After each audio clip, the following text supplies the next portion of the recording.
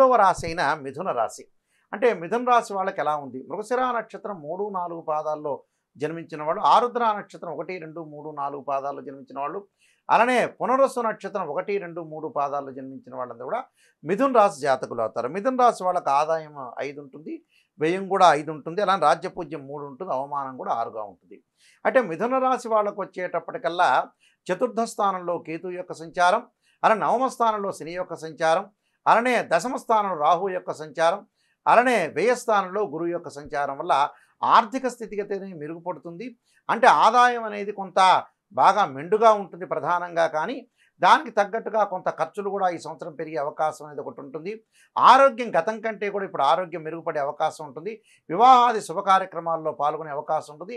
తల్లి యొక్క ఆరోగ్య విషయంలో చాలా జాగ్రత్తగా ఉండాలి. వాహనాల మీద వెళ్ళేటప్పుడు కూడా అతి వేగం అనేది పనికిరాదు. అతి వేగంగా వెళ్ళటం వల్ల కూడా ప్రమాదాలు సంభవించే అవకాశం ఉంటుంది. కాబట్టి వృత్తిపరంగా జాగ్రత్తగా ఉండాలి. భాగస్వామ్య వ్యాపారం బాగా కలిసి వచ్చే అవకాశం అనేది ఖచ్చితంగా ఉంటుంది. తప్పకుండా వీళ్ళు మరి దుర్గా సప్తశతి పారాయణం చేయటం, అలానే విష్ణు సహస్రనామ పారాయణం చేయటం వల్ల కూడా వీళ్ళకి మేలు జరిగే అవకాశం ఖచ్చితంగా ఉంటుంది.